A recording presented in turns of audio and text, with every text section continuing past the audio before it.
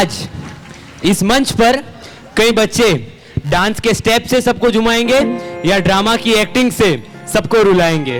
Harmonium के सुर हो या तबला के बोल, अरे हारमोनियम के सुर हो या तबला के बोल, ड्रम की रिदम हो या गायन के मोल, लेकिन म्यूजिक के माध्यम से सबका दिल मोहाएंगे। आज तपोनी बच्चे आसमान को चमकाएंगे, आज तपोनी बच्चे आसमान को चमकाएंगे। कंठस्थ किए हैं शत्रुंजय के 108 नाम, या मिड ब्रेन की एक्टिविटी से करना हो ब्रेन पे काम। जिम्नास्टिक और मलखम पे करते करते हजार, या टैक्वांडो के दम पे तोड़े ईंट हजार। पूरे आसमान में नाम तपोनी के छाएंगे, आज तपोनी बच्चे आसमान को चमकाएंगे, आज तपोनी बच्चे आसमान को चमकाएंगे। ऐसा न देखा, न जाना और न कभी सुना, प्रस्तुत है आपके सामने the grand annual function of Tapovan संस्कार पीठ 2024।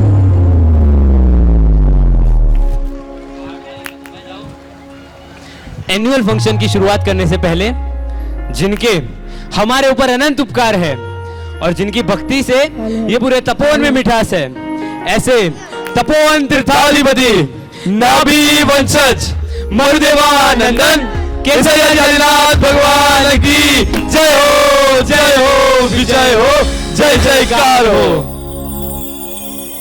जिनके लिखे हुए हर शब्द किताब बन गए, जिनके बोले हुए हर शब्द इतिहास बन गए, ऐसे तपोवन के साबक पूज्य चंद्रशेखर विजय जी महाराज साहब के चरणों में कोटि कोटि वंदन।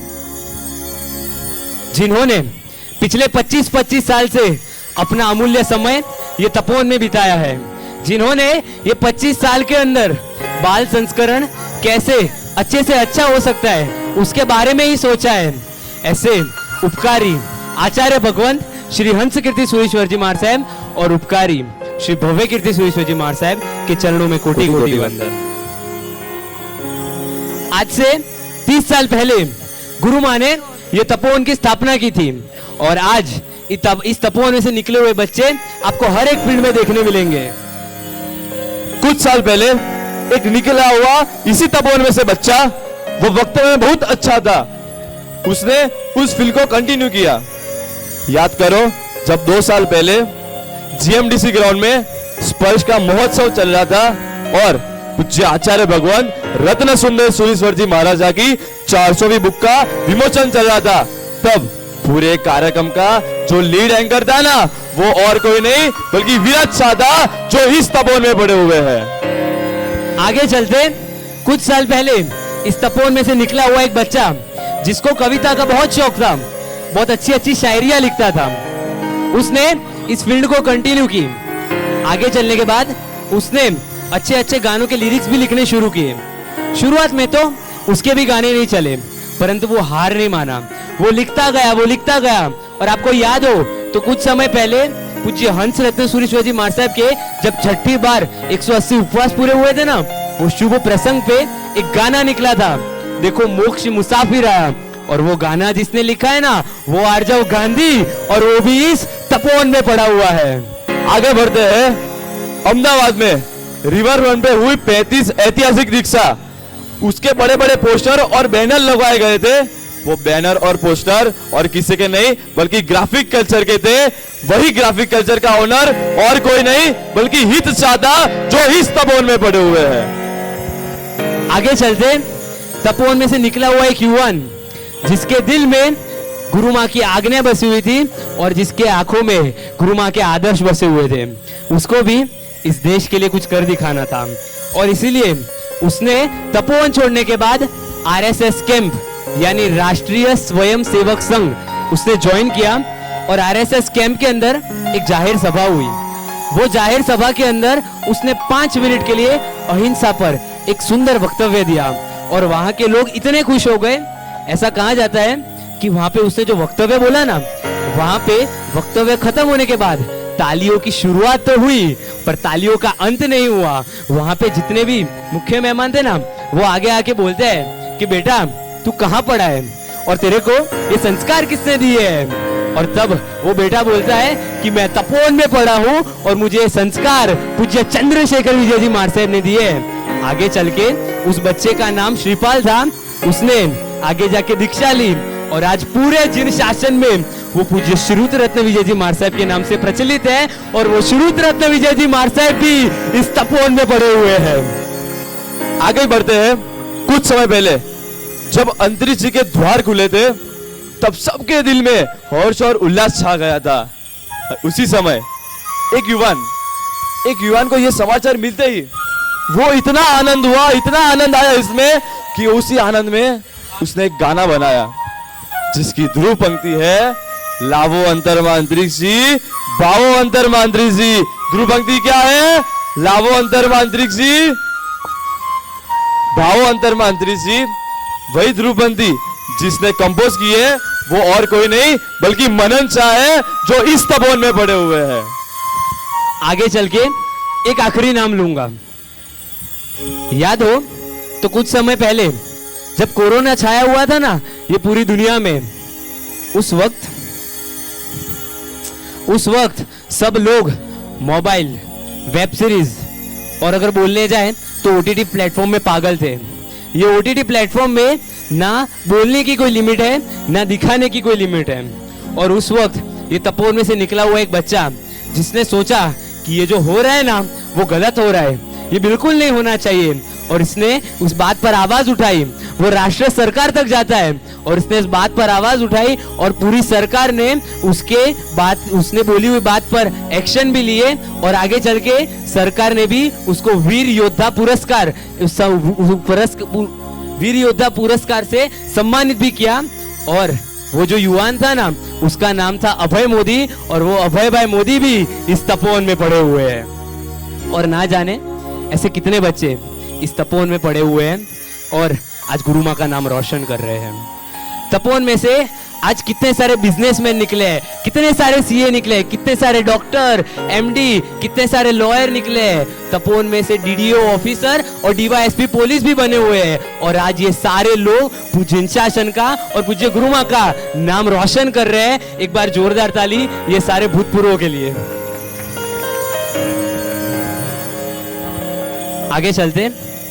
ऐसा ही एक युवान, नाम है उसका उमंग भावसार। वो भी जब तपोवन में पढ़ता था ना तब उसको भी ऐसी सब चीजों में बहुत शौक था। उसको म्यूजिक में बहुत शौक था और उसने भी इस फील्ड को कंटिन्यू की।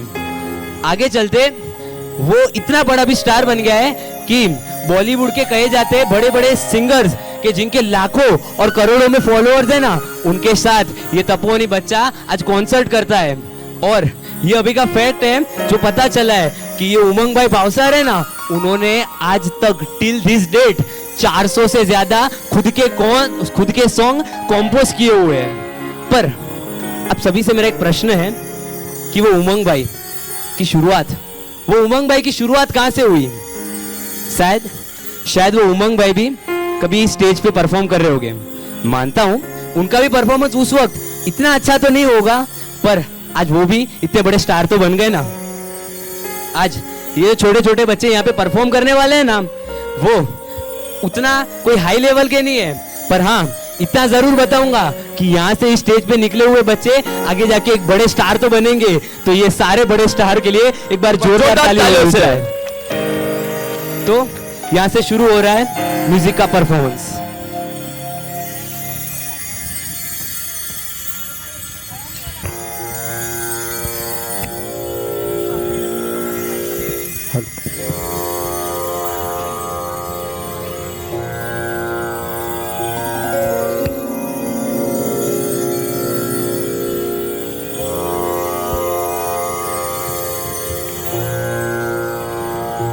हेलो, અમે તપોવનના વિદ્યાર્થીઓ આજે આપ સમક્ષ અમે જે સંગીતની તાલીમ લઈ રહ્યા છીએ તો આજે અમે આપ શ્રી સમક્ષ સંગીત સિમ્ફની લઈને આવ્યા છીએ જેમાં ગાયન વાદન પ્રસ્તુત કરીશું।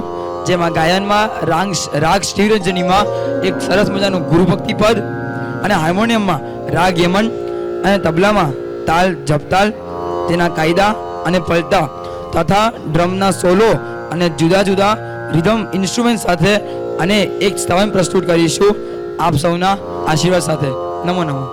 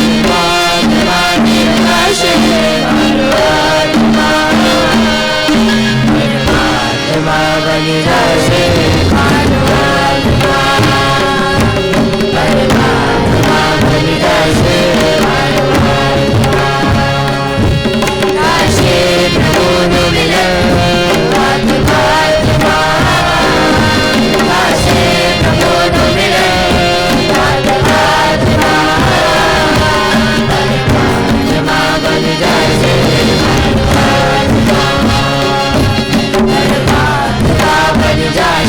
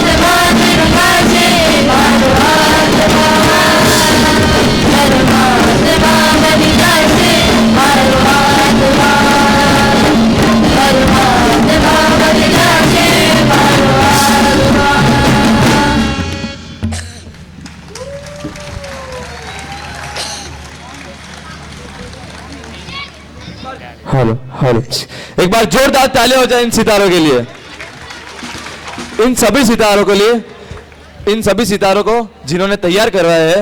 वैसे अल्पेश भाई बाबूजी और हारमोनियम के कला गुरु श्री कृणाल सर और गायन के कला गुरु श्री नीलांग सर, तबला के कला गुरु श्री कुलविंदर सिंह और ड्रम के कला गुरु श्री निशित सर। वैसे इन सभी कला गुरु के लिए भी एक बार जोरदार तालियां हो जाए।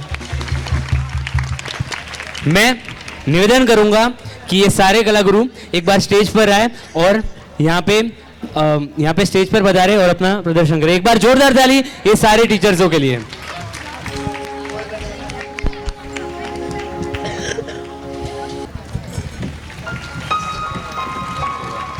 तो ये आप देख सकते हैं यहाँ पे ये कला गुरु अभी हमारे सामने है। ये गायन के कला गुरु है नीलांग सर, ये तबला के कला गुरु है श्री कुलविंदर सिंह सर और ये हारमोनियम के कला गुरु है श्री कुणाल सर और निशित सर की जिन्होंने ये पूरा परफॉर्मेंस तैयार करवाया है वो अभी उपस्थित नहीं है। एक बार जोरदार ताली ये सारे टीचर्सों के लिए।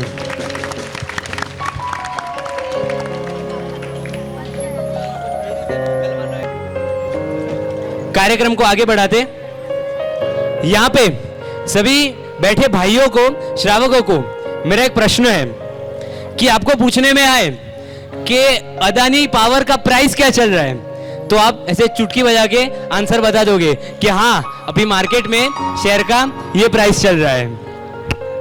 अगर बहनों को पूछा जाए कि करंट में अनुपमा का कौन सा एपिसोड चल रहा है तो बहनों बता देंगे, सही है ना। वैसे इन सभी में से अगर किसी को पूछा जाए कि शत्रुंजय के 108 नाम क्या है तो किसी को पता नहीं होंगे। अगर इन 400 में से 40 को भी नहीं पता होंगे, ऐसे हमारे अक्षत भाई कक्षा 10वीं के जिन्होंने 108 नाम कंठस्थ किए, जिनकी बुद्धि बहुत मेधावी है, वैसे अक्षत भाई को निवेदन करता हूं कि वो स्टेज पे पधारे और उनका प्रदर्शन प्रस्तुत करें। एक बार जोरदार ताली अक्षत भाई के लिए।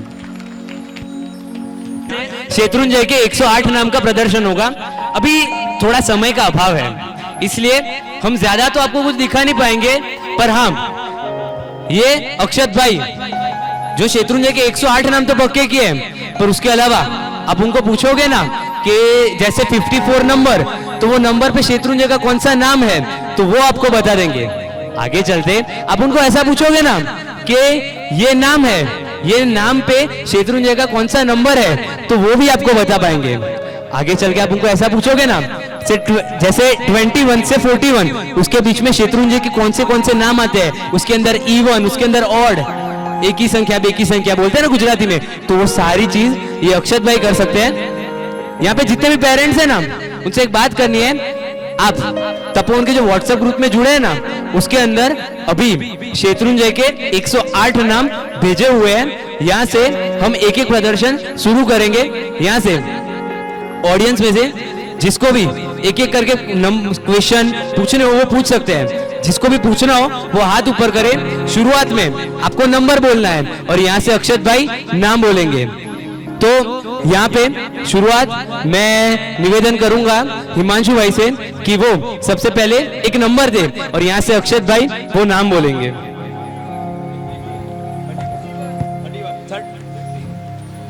51 यहाँ से हिमांशु भाई ने नाम दिया है और 1 मिनट आपके फोन के अंदर तो आपको मिल ही गया होगा ना, तो बस आपको अगर लगे ना कि राइट है तो आपको कुछ नहीं करना है, बस एक बार जोरदार ताली बजा देनी है। अक्षत भाई 51 श्री पुण्य राशिगिरी। चलो आगे चलते, ये सिंपल हो गया। आगे चलते मैं व्यास सर से निवेदन करूंगा कि व्यास सर आप एक सीक्वेंस दो कोई 2 नंबर के बीच की, जैसे 21 से 41 और यहाँ से वो नाम बताएंगे।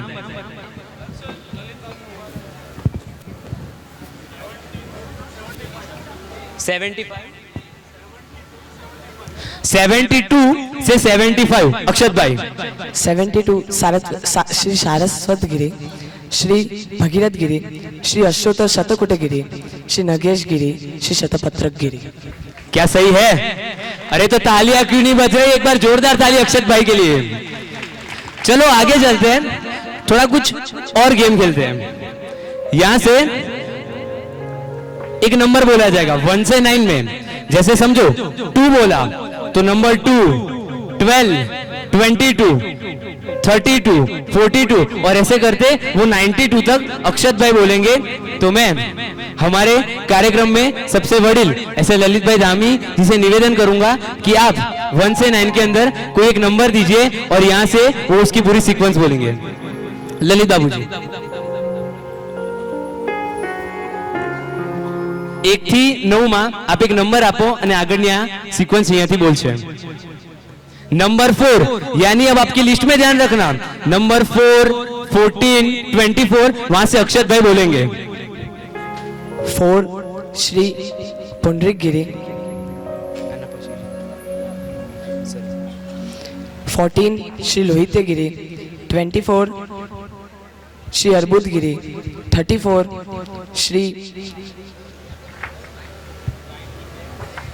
श्री माल्यवंत गिरी, 44 श्री सिद्धपद अर्पण गिरी, 54 श्री अजरामर पद गिरी, 64 श्री भद्रपेट गिरी, 74 श्री अष्टोत्तर शतकुट गिरी, 84 श्री भद्रंकर गिरी, 94 श्री राजराजेश्वर गिरी और 104 श्री अभयकंद गिरी। एक बार जोरदार ताली अक्षत भाई के लिए। चलो अब यहाँ से आखिरी खेल शुरू होगा। जब यहाँ पे जितने बच्चे हो गए ना जिन्होंने इस साल की शुरुआत का गुरुकुल के अंदर हर सैटरडे कुटुंब मेला होता है, कुटुंब मेले के अंदर हर बिल्डिंग के बच्चे अपना परफॉर्मेंस करते हैं, जिनके अंदर जो स्किल होती है वो अपनी स्किल को परफॉर्म करते हैं। और अक्षत भाई साल की शुरुआत में जब उनका कुटुंब मेला हुआ था ना तब कुटुंब मेले के अंदर ये अक्षत भाई ने 1 मिनट और 7 सेकंड के अंदर शत्रुंजय के 108 नाम बोल दिए थे।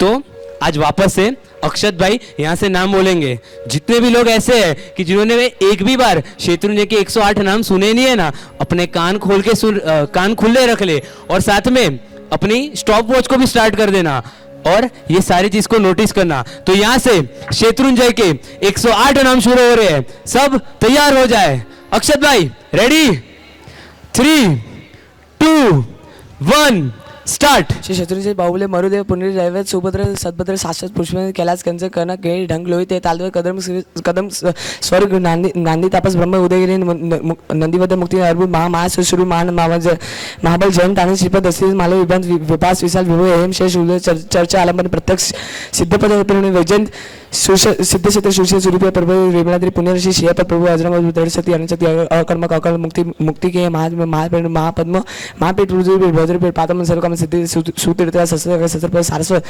श्री भगीरथी अष्टोश चतुर्गुण नगेश शतपथ कोड़ी कपड़दिया विजयनम विश्वानम सहजानम जयनम शूलनम भद्रगम श्रीयंकर दुखम श्री शिवंकर दुख यशोपत्र श्री मेरु महेंद्र श्री कर्मसुंदर कर्मक से जगदर भगवत राजसा केवलदास इंद्रपक्ष महोदय प्रतिमंडल सिद्धिमंडल श्री ज्योतिस्वरूप विजयपत्र विलासपुर गुणगंधा अबरकम आत्म सिद्ध सर्वासिद्ध गिरी। एक बार जोरदार ताली अक्षत भाई के लिए। क्या मेरे को कोई बता सकता है कि कितना टाइम हुआ? कितने? यहां से एक बच्चा बोल रहा है 52 सेकंड, क्या राइट है? एक बार जोरदार ताली अक्षत भाई के लिए बजाओ तो सही। थोड़े महीने पहले कुटुंब मेले के अंदर 1 मिनट 7 सेकंड करके पहले खुद का ही रिकॉर्ड तोड़ा और आज 52 सेकंड, हाँ 52 सेकंड, 52 सेकंड के अंदर एक और बार शत्रुंजय के 108 नाम बोल के आज खुद का ही रिकॉर्ड तोड़ा है। एक और बार एक जोरदार ताली अक्षत भाई के लिए।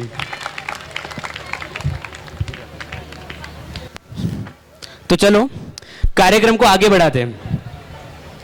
मेरे को आप सभी से एक प्रश्न है कि आप सभी देख पा रहे हैं कि यहाँ पे बहुत जगह ऐसी है जहाँ पे अंधेरा है।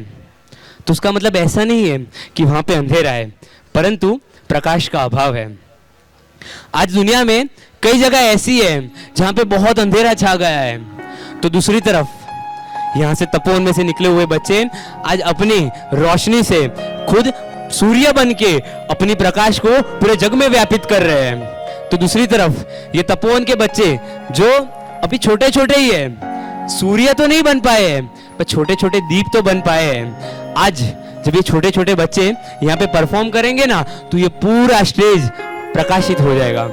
तो उनको उन प्रकाश को देखने के लिए ये कार्यक्रम की शुरुआत हम दीप प्रागट्य से करेंगे। तो कार्यक्रम में उपस्थित श्री निवेदिता मैम, जो अभी कुछ समय पहले हमारे स्कूल का इंस्पेक्शन हुआ था, तब वो इंस्पेक्शन में आए थे।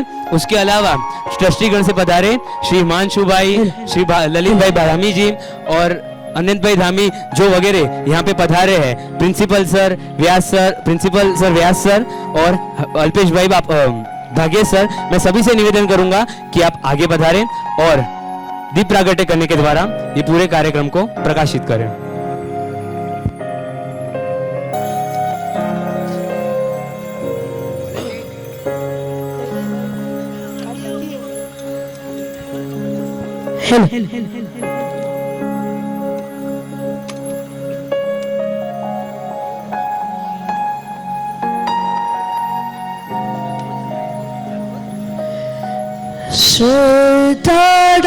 दिवडाडी चले तो तुला खोजे विषयीर स्नेह कीर तुलाई बापू जो नवेडाव तेरे जोज तारू थाईरा जाकू जाकू दिवडार चोचेरी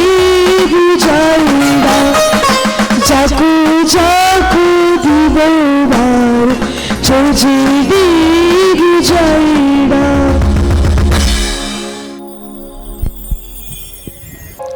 जिसका जीवन ही इम्तिहान था, जिसकी हर घड़ी खुदा का पैगाम था, अरे जो युगों में प्रधान था, उसे चंद्रशेखर कहते हैं, उसे चंद्रशेखर कहते हैं। जिसकी कलम में तेजाब था, जिसका ख्वाब भी बेताब था, अरे वो जीवतलाल प्रताप का नहीं बल्कि पूरे जिन शासन का सिरताज था, उसे चंद्रशेखर कहते हैं, उसे चंद्रशेखर कहते हैं। चट्टानों को सर प्रवासी ने की है, चंद्र की सफर को सर अवकाशी ने की है, पर इस आदम को कोई कर न सका सर, उसे चंद्रशेखर कहते हैं, उसे चंद्रशेखर कहते हैं। दुनिया में जो महान है, दुनिया में जो महान है, यहाँ बैठे लोग कहते हैं कि वो महान है, अरे मैं कहता हूँ वो मेरी जान है, उसे चंद्रशेखर कहते हैं, उसे चंद्रशेखर कहते हैं। जो चंद्र होते हुए भी सबको जलाता था, जो शीतल होते हुए भी सबको तड़पाता था, अरे मुझे जैसे अनेकों का वो मार्ग दाता था, उसे चंद्रशेखर कहते हैं, उसे चंद्रशेखर कहते हैं। और तो क्या बताए जनाब, अगर कर्म सत्ता पे उसका हाथ होता, अगर कर्म सत्ता पे उसका हाथ होता, तो जो राख से भी खड़ा होता ना, उसे चंद्रशेखर कहते हैं, उसे चंद्रशेखर कहते हैं। ऐसे तपोवन की आन, जिन शासन की शान, माता सुभद्रा देवी की जान, पिता कांतिलाल की पहचान, युगराज आचार्य सब परम पूज्य वनराज कंवर श्री चंद्रशेखर विजय महाराज की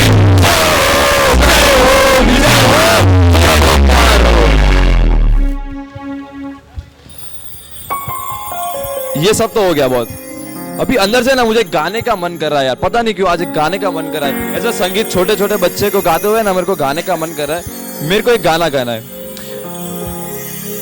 वतन वतन मेरे आबाद रहे तू, है वतन वतन मेरे आबाद रहे तू, मैं जहाँ रहूँ जहाँ मैं एनुअल फंक्शन चल रहा है, आप देख तो रहे हो ना, ये ऑडियंस मान बैठी है, वो अपने बच्चे को देखने के लिए आए, आपके गाने सुनने को नहीं। हम आपके गाने रोज बिल्डिंग में सुनते हैं, आज भी आप सब ऑडियंस के सामने हैं। अरे अरे अरे रुक जाओ, अरे आप क्या बोल रहे हो, पता नहीं ये एनुअल फंक्शन पूरा अरेंज किया है, पता है ना आपको, आप क्या कर रहे हो नवरत भाई। अरे भाई ये गाना कोई गाना नहीं है, ये इन शहीदों की कहानी है जो अपने देश के लिए शहीद हो गए थे। दर्शन भाई याद करो इन वीर सावर जी को, जिन्होंने 14 साल तक अंडमान निकोबार की जेल में निकाले थे। उनके सामने कई चुनौती और परेशानी आई, बल्कि उन्होंने चुनौतियां और परेशानी के सामने बहुत सहन किया, लेकिन वे जब बाहर निकले थे ना, तब उनके मुख पे जरा भी दुख नहीं था, बल्कि उनके मुख पे आनंद ही छाया था, क्योंकि वो उनको पता था कि ये कुर्बानी मेरे देश के लिए है, ये कुर्बानी मेरे भारत माता के लिए है। और ऐसी ही एक कहानी इस देश से जुड़ी हुई है। देश में से निकला हुआ एक बच्चा जो बहुत समय पहले, सालों पहले की ये बात है, जब वो इस देश के लिए शहीद हो गया था। नाम है उनका मदन लाल ढींगरा। मदन लाल वो व्यक्ति थे जिनके दिल के अंदर ये देश के लिए कुछ कर दिखाने का जुनून था।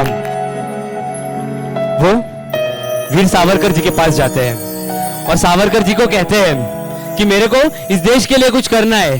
चेहरे पर मुस्कान लेके गए थे और सावरकर जी को लगा कि ये क्या देश की सेवा करेगा, इसके अंदर तो कुछ ऐसी बात ही नहीं है, तो छोटा बच्चा है अभी। सावरकर जी ने कहा अच्छा ठीक है, मैं तेरे को एक मौका देता हूं, तेरा हाथ ये टेबल के ऊपर रख दे और मैं जब तक ना बोलूं ना तब तक तेरे को अपना हाथ हटाना नहीं है।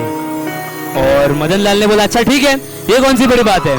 चेहरे पर वही मुस्कान थी, उन्होंने हाथ वैसे का वैसा ही रख दिया।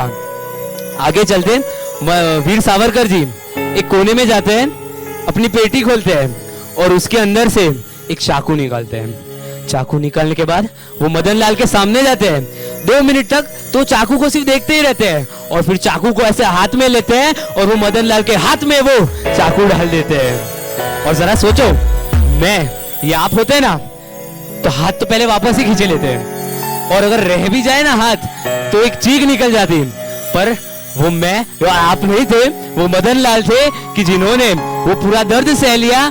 उनको उसका दर्द नहीं हुआ, परंतु वही मुस्कान थी जो पहले 5 मिनट पहले थी। और वीर सावरकर जी को लगा कि ये कोई सामान्य मानवी नहीं है, इसकी बुद्धि क्षमता और इसकी कार्यशीलता बहुत अच्छी है, इसको कुछ काम देने में आए ना तो ये देश की कुछ रक्षा कर सकता है।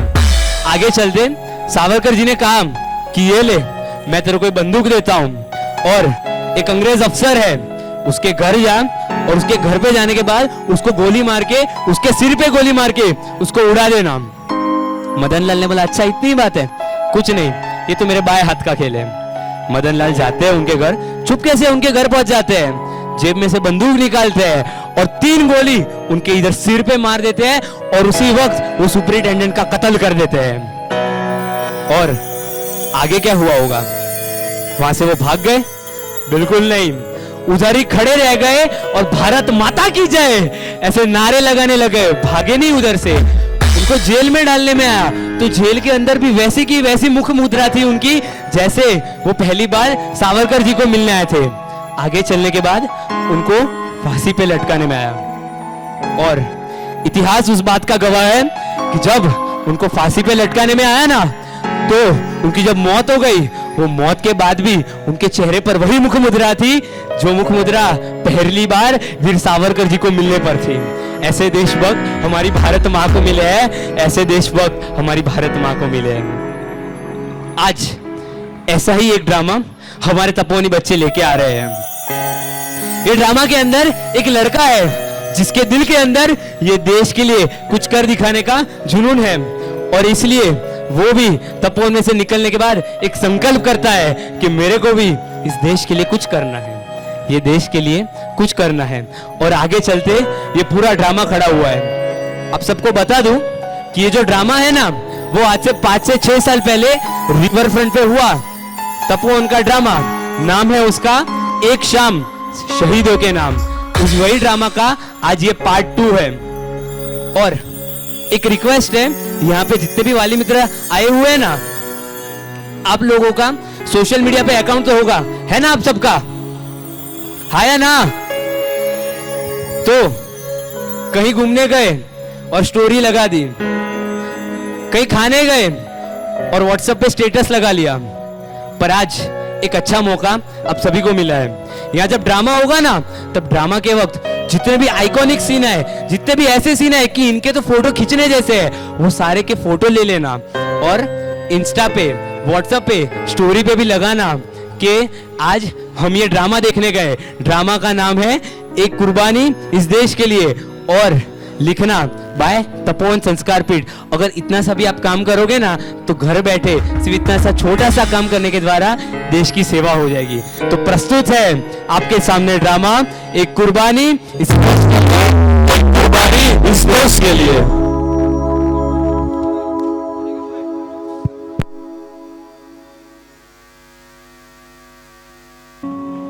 तपोवन का एक नाटक हुआ था साबरमती रिवर फ्रंट पर, एक शाम शहीदों के नाम। उस ड्रामा का जो आखिरी अंक था वो आपके सामने प्रस्तुत होगा और उससे इंस्पायर होकर हमारे तपोवन के विद्यार्थी भविष्य में देश के लिए क्या करते हैं वो आप इस ड्रामा में देख सकेंगे। Thank you so much.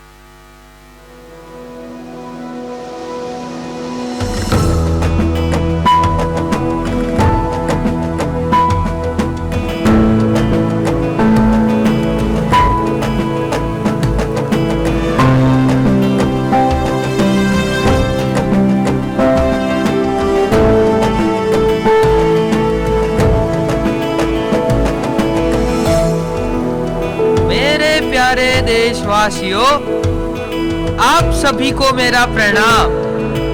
पिछले महीने जो सीमा पर हमला हुआ था जिसमें दुश्मनों से लड़ते हुए हमारे 5 जवान शहीद हुए थे, उनकी शहादत का सम्मान करते हुए हमारे अथक प्रयासों से उनके पार्थिव शरीरों को हमारे देश वापस लाया गया है और पूरे राजकीय सम्मान के साथ उन्हें अंतिम विदाई दी गई है।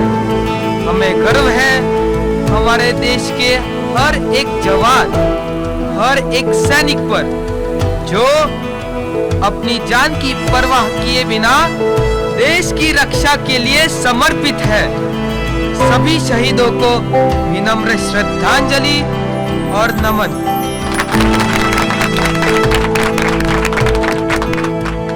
नेताजी, शर्म आनी चाहिए आपको।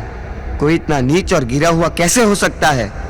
जिस दिन मैंने आपको इन्फॉर्म किया था कि हमारे जवान सीमा पर शहीद हो गए हैं, उनके पार्थिव शरीर को यहाँ लाया जाए इसलिए परमिशन दीजिए, तब आपका जवाब था कि ऐसे तो रोज कोई ना कोई सैनिक मरता है, उसके लिए हम कुछ नहीं कर सकते।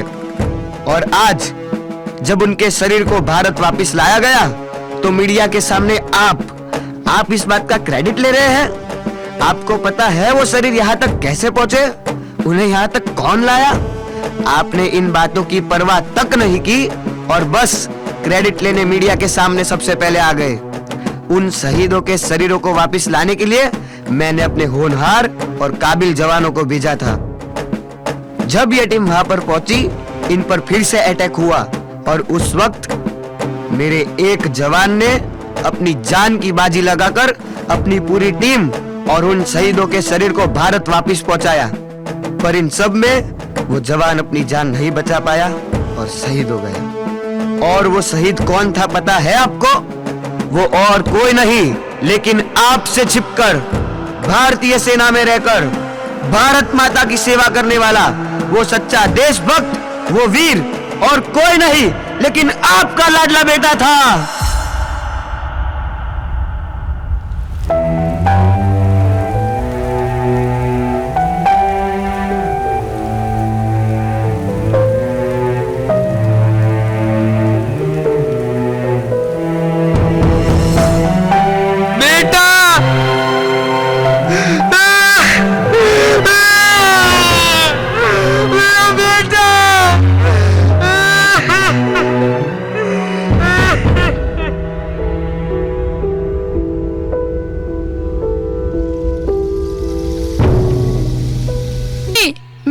छोड़ूंगा।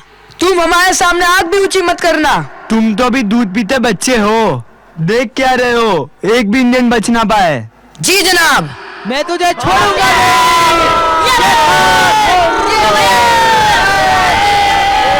अरे चुप करो सब, यार सो जाओ ना। ये क्या लगा रखा है तुम लोगों ने? तुम लोग इतना बड़ा ड्रामा करके भी थके नहीं हो जो और ड्रामा कर रहे हो। भाई हम तो दुश्मनों का सफाया कर रहे थे। इतना शौक है तो बॉर्डर पर चले जाओ ना। यार नकली नकली खेल का क्या मतलब है? अरे राज, उसी की तैयारी कर रहे हैं ना हम लोग। पर दोस्तों कुछ भी कहो, आज का ड्रामा हुआ बहुत मस्त। पूरा रिवर फ्रंट भर गया था। कम से कम 5000 लोग तो होंगे ही। उससे ज्यादा ही होगे, पर कम नहीं।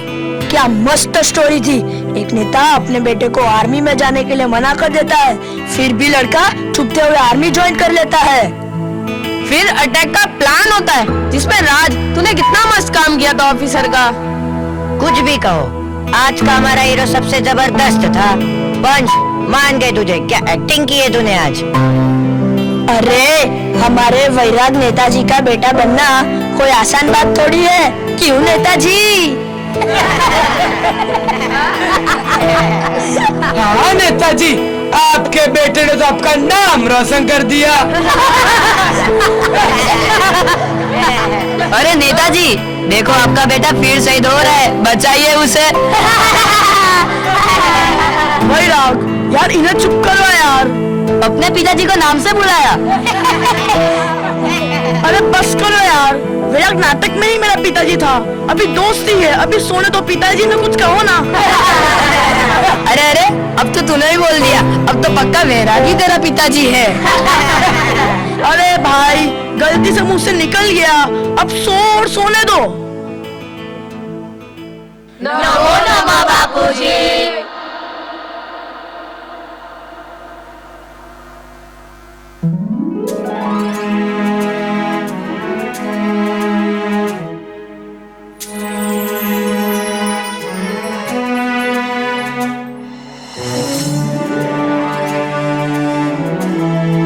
बापूजी, ये तो गुरु माँ, गुरुदेव और आप सभी के आशीर्वाद से हुआ है, इसमें हमारा कुछ भी नहीं है।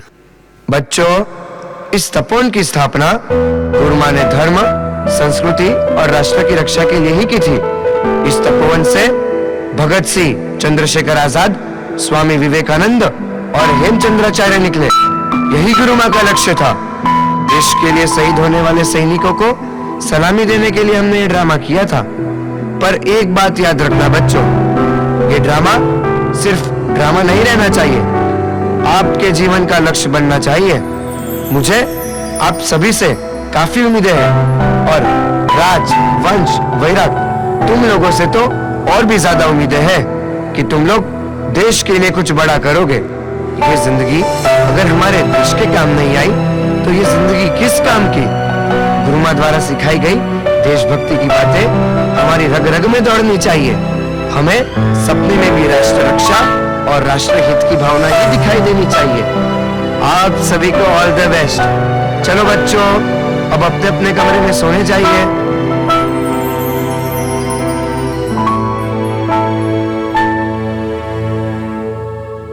भले ही तपोवन में ये हमारा लास्ट ईयर है, पर यहाँ से निकल कर भी हम देश के लिए कुछ करेंगे।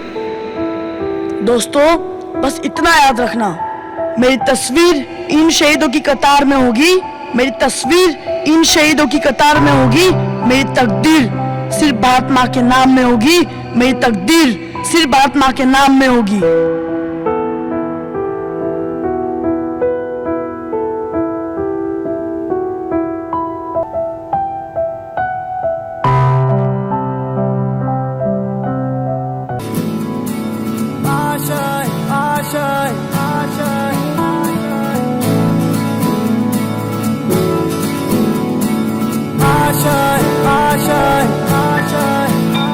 कुछ पाने की हो आस आस, कोई अरमा हो जो खास खास आशाएं,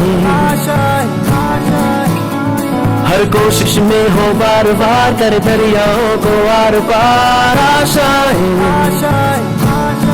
तूफानों को चीर के मंजिलों को छीन ले आशाएं हिले दिल की, उम्मीदें हंसे दिल की, अब मुश्किल नहीं कुछ भी, नहीं कुछ भी। आशाएं हिले दिल की, उम्मीदें हंसे दिल की, अब मुश्किल नहीं कुछ भी, नहीं कुछ भी।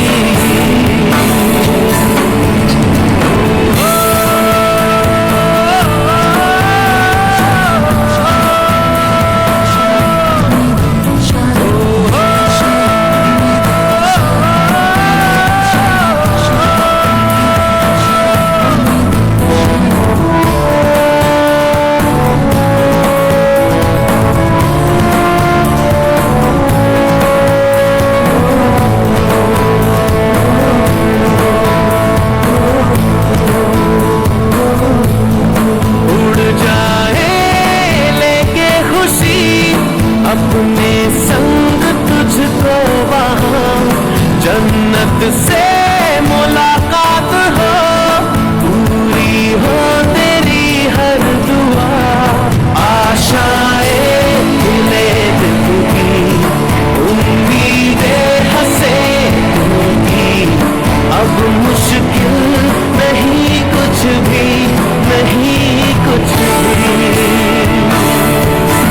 आशाएं हिले दिल की, उम्मीदें हंसे दिल की, अब मुश्किल नहीं कुछ भी, नहीं कुछ भी।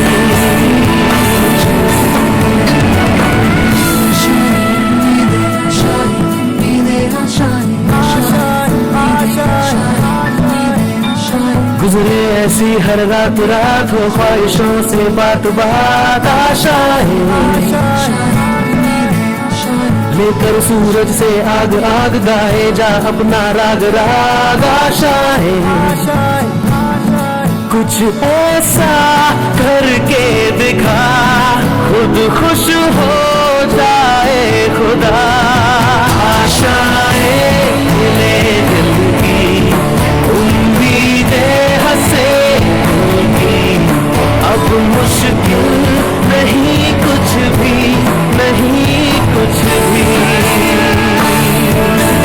आशाएं हिले दिल की, उम्मीदें हंसे दिल की, अब मुश्किल नहीं कुछ भी, नहीं कुछ भी।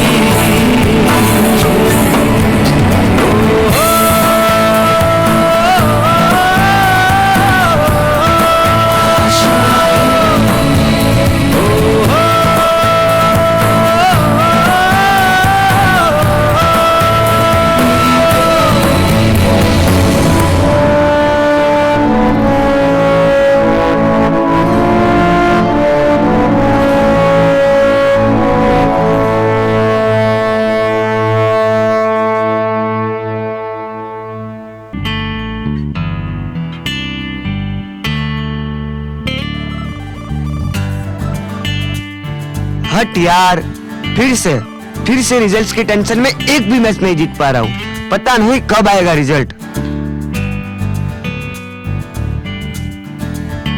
यार, अरे मेरे बिना रस के रसगुल्ले, क्या हुआ मेरे भाई?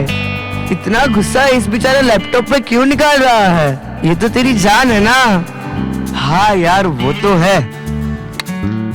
बस यार, ये रिजल्ट की टेंशन है और कुछ नहीं। तुझे और रिजल्ट की टेंशन? अबे हाँ यार, इस बार के पेपर्स थोड़े टफ थे। तुझे नहीं हो रही है क्या टेंशन? टेंशन या तो टॉप करने वालों को होती है या फेल होने वाले को। मैं तो पासिंग मार्क्स लेकर कैसे भी पास हो ही जाता हूँ, तो मुझे क्या टेंशन? अरे मजाक में एकदम सही बात बोल दी तूने। पर ये रिजल्ट कब आएंगे यार? अबे रिजल्ट्स को छोड़ना, जब यूनिवर्सिटी का मन होगा तभी रिजल्ट आएगा। तेरी टेंशन लेने से जल्दी नहीं आ जाएगा। चल अब कोई अच्छी मूवी या सीरीज लगा, देखते हैं। कुछ भी देखने के लायक है ही नहीं। सब में साला नंगापन है या तो गालियां, और कुछ नहीं। और ऐसे 8-10 सीजन देखे भी कौन? तो तू ही बता ना क्या करे। चल एक काम करते हैं, न्यूज ही देखते हैं। एक काम करते हैं, रील्स ही देख लेते हैं। वैसे भी आजकल इन न्यूज चैनल से ज्यादा इंफॉर्मेशन तो रील्स से मिलती है। बिल्कुल करेक्ट बोला। ये देख, तुझे एक रील भेजी, वो देख। हारू कभी देखता हूँ। भाई ये क्या है? नोबल इंडस्ट्रीज से पॉइजनस गैस से भरा हुआ एक ट्रक गायब हो गया है और इसके पीछे टेररिस्ट हो सकते हैं, ऐसा बताया जा रहा है। या जिसने भी इसको चुराया है वो पैसों के लिए इसको बेच भी सकता है। अगर टेररिस्ट के हाथ ये गैस आ गई तो वो इसका बॉम्ब बनाकर कई लोगों को मार सकते हैं। मतलब अब गैस बॉम्ब से लोग मरेंगे? वैसे गैस बॉम्ब तो हम पर रोज फटते ही है। क्या क्या क्या तो ऐसे कर रहा है जैसे भाई साहब आपसे बोला तो कोई है ही नहीं। अबे तूने ही तो अपने प्रिंसिपल का नाम गैस चैम्बर रखा है ना, वो नहीं फोड़ता क्या रोज गैस बॉम्ब? पता नहीं क्या खाता है रात को। तेरे गैस बॉम्ब का तो पता नहीं, पर उसके गैस बॉम्ब से जरूर कोई ना कोई मरेगा। मजाक छोड़ यार, ये सीरियस है। इस गैस बॉम्ब से कई लोग एक साथ मर सकते हैं और ये गैस दिखती भी नहीं है। हैं? अबे मेरे बंद सर्कस के बेरोजगार बंदर, जरा बताना तो कौन सी गैस दिखती है? अबे मजाक मत कर यार, ये भी उस भोपाल गैस ट्रेजेडी जैसा हो सकता है। ये कुछ सुना सुना तो लग रहा है। ये वो ट्रेजेडी है जिसमें 3800 लोग मिथाइल आइसोसाइनेट के लीक होने से मारे गए थे।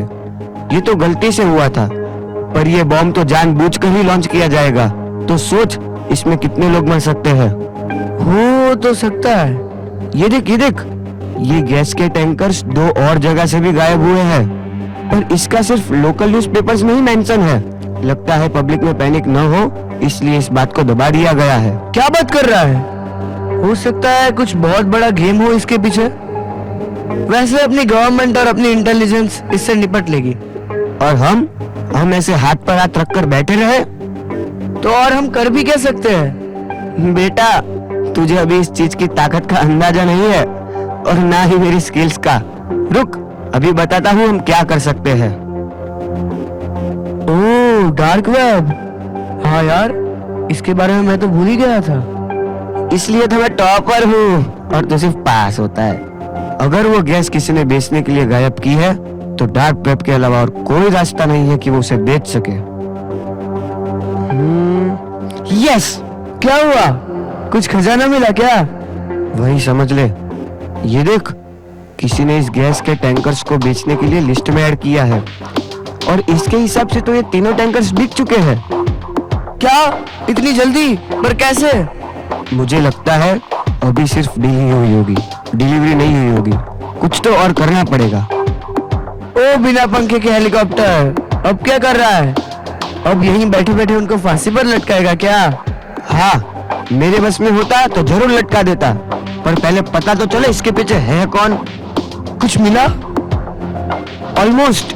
यस, मुझे उस पोस्ट से बायर की आईडी मिल गई है। सी इंडिया का बाप, ये कैसा नाम है? ये जानबूझकर ऐसा नाम रखा गया है। इससे एक चीज तो समझ में आती ही है कि टारगेट तो हम यानी इंडिया ही है। लुक एट द अमाउंट यार, जो उसने क्वाट किया है। ऑब्वियसली यार, कोई चिप्स का पैकेट थोड़ी ना खरीद रहा है। ये तूने किया कैसे? ब्रो, इस दुनिया में कोई भी चीज ऐसी नहीं है जो इंटरनेट से कनेक्टेड हो और हैक ना की जा सके। बस जरूरत है कुछ स्किल्स की और नॉलेज की, और हाँ, मेरी तरह एग्जाम स्टॉप करने की। एग्जाम का राजा राजभाई राजभाई एग्जाम का राजा राजभाई राजभाई एग्जाम का राजा राजभाई राजभाई एग्जाम का राजा राजभाई राजभाई एग्जाम का राजा राजभाई राजभाई। कांग्रेचुलेशंस राज, फिर से टॉप मान लिया। वाह बेटे वाह, मौज करा दी। तेरा रिजल्ट नहीं पूछेगा क्या? पास हो गया ना मैं। हाँ वो तो हो गया, पर मार्क्स? उससे मुझे क्या, पास हो गया ना, बस नाचो। आगे अब कहाँ, यूएसए या यूके, कहाँ का प्लान है? कहीं का नहीं भाई, अभी तो टाइम है देश के लिए कुछ करने का।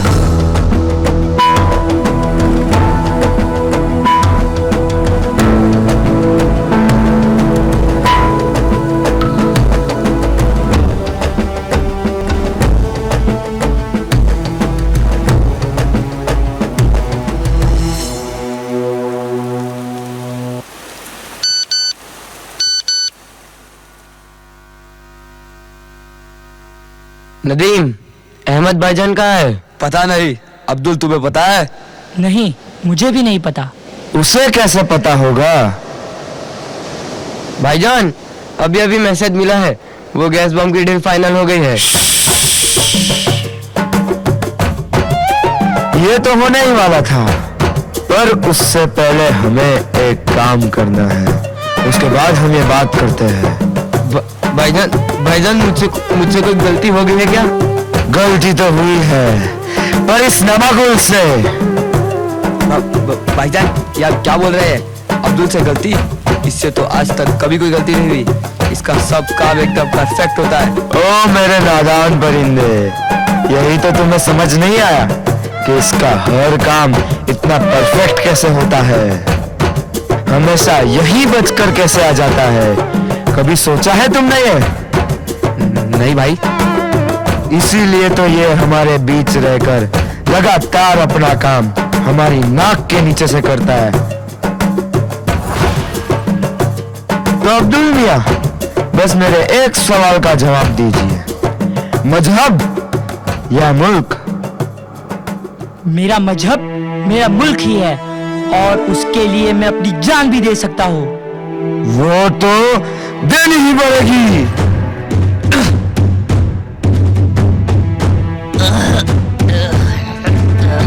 मुल्क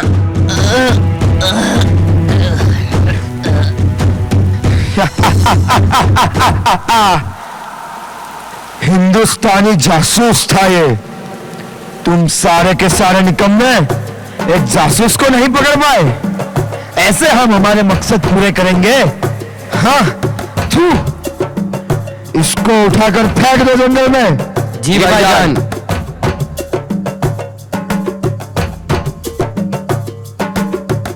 अब बोलो, क्या मैसेज आया है?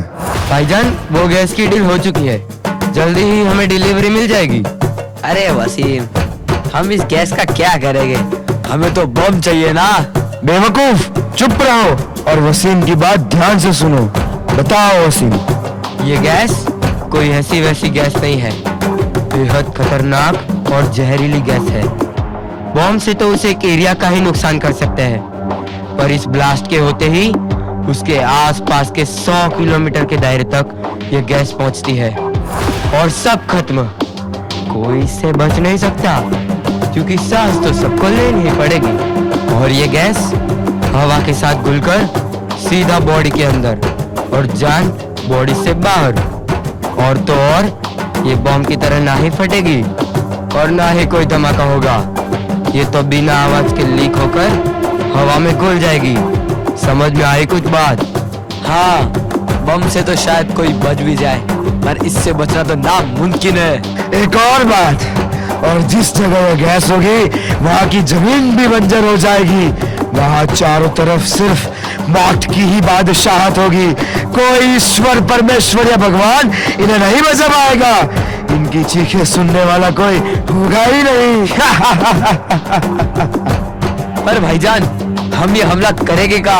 वसीम, कितने टैंकर है हमारे पास? भाईजान, 3 टैंकर। तो बस इन 3 जगहों पर जश्न की तैयारी करो। क्या बात है भाईजान, क्या जगह ढूंढी है। इससे किसी को शक भी नहीं होगा और हमारा मकसद भी पूरा हो जाएगा। पहले हिंदुस्तान के जवान, फिर वहां की आवाम, सब मरेंगे।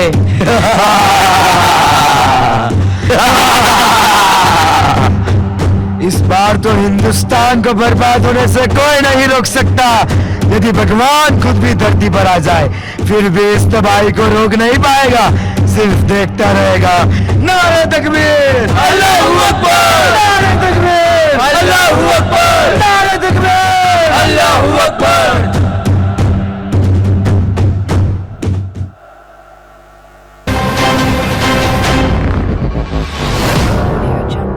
तो आज आपने देखी एक शहीद के घर की कहानी। अब मैं आपसे एक सवाल करना चाहता हूं कि हमारे देश के हीरो हम किसे मानते हैं? हमारे फिल्म स्टार्स को, जो बड़ी बड़ी फिल्मों में देशभक्ति दिखाकर हमसे 400 करोड़ 500 करोड़ कमाकर पान मसाले बेचते हैं, या फिर उन क्रिकेटर्स को जो IPL में करोड़ों रुपए कमाकर सट्टेबाजी के एप्स का प्रमोशन करते हैं। किसी फिल्म स्टार की फिल्म सुपरहिट होती है तब टीवी पर न्यूज में सिर्फ उन्हीं के बारे में ही बातें चलती रहती है, उन्हीं के फोटोज दिखाए जाते हैं। जब कोई क्रिकेटर अच्छा खेलता है तब भी न्यूज चैनल्स में उसके बारे में ही दिखाया जाता है। फिल्म हिट हुई तो ब्रांड वैल्यू बढ़ जाती है, ज्यादा पैसा मिलने लगता है। क्रिकेटर अच्छा खेला तो कई सारे इनाम मिलते हैं, पैसा ज्यादा मिलता है। और जब हमारा कोई फौजी भाई देश की रक्षा करते हुए शहीद हो जाता है तब उसे क्या मिलता है? उसके परिवार को सरकार की ओर से थोड़ा सा मुआवजा, वीरता के लिए कोई चक्र और न्यूज चैनल्स पर एक छोटी सी लाइन। बस देश के लिए अपनी जान की बाजी लगाने वाले सोल्जर्स को देश का युवा अपना आइडल तक नहीं बना पाता, क्योंकि उस तक सिर्फ फिल्म, क्रिकेट और सोशल मीडिया स्टार्स की ही खबर पहुंचती है। जब तक हम हमारे जवानों को हीरो नहीं मानेंगे, उन्हें अपना आइडल नहीं बनाएंगे, तब तक इस देश का भविष्य अंधकार में ही रहेगा। बस इतनी ही बात कहकर मैं आपसे विदा लेता हूँ। मैं वैराग शाह, मिलते कल शाम इसी समय पर प्राइम न्यूज पर। Sir big fan sir, big fan. Vairag sir एक selfie please sir, big fan sir. अबे राज, तू हमें तपोवन से निकलकर 5 साल से ज्यादा हो चुके हैं, पर तू जरा भी बदला नहीं, वही मस्ती मजाक। मैं भी कभी बदल सकता हूँ। अच्छा वो छोड़, ये मिल, मेरे कॉलेज का दोस्त है कुणाल। हेलो कुणाल। हाय वैराग भाई। मुझे ये बता, आज अचानक इतने टाइम बाद यहाँ बस मेरे आराम को डिस्टर्ब करने ही आया था क्या? आराम तो सबका डिस्टर्ब होने वाला है वैराग भाई। Yes Vairag, I have something important to tell you. अचानक इतना सीरियस क्यों हो गया राज? सब ठीक तो है ना? वैराग भाई, बात ही कुछ सीरियस है। वैराग, बात सच में बहुत सीरियस है और नेशनल सिक्योरिटी की है। राज, अब और पहले मत बुझा और सीधे सीधे पॉइंट पर आ। बता क्या बात है? निखिल, प्लीज हमारे लिए कॉफी लेकर आओ। Yes sir. अब बता बात क्या है? ये देख वैराग, हमें क्या मिला है। अगर तेरी बात जरा सी भी सच है तो ये हमारे देश के लिए बहुत बड़ा खतरा है। लाखों लोगों की जान जा सकती है और रातों रात हमारे देश की इकोनॉमी गिर सकती है। सच है तो का क्या मतलब है? ये सच ही है भाई, सब कुछ तेरे सामने ही तो है। तेरी बात ठीक है, पर इस इंफॉर्मेशन से हम किसी को कुछ भी नहीं बता सकते जब तक हमारे पास कुछ और बड़ा प्रूफ ना हो। क्या मैं थोड़ी देर यहाँ बैठकर कुछ काम कर सकता हूँ? अरे भाई, तेरा ही ऑफिस है, तू करना काम, कोई डिस्टर्ब नहीं करेगा। बस तो फिर रेडी हो जाओ बड़े प्रूफ्स के लिए।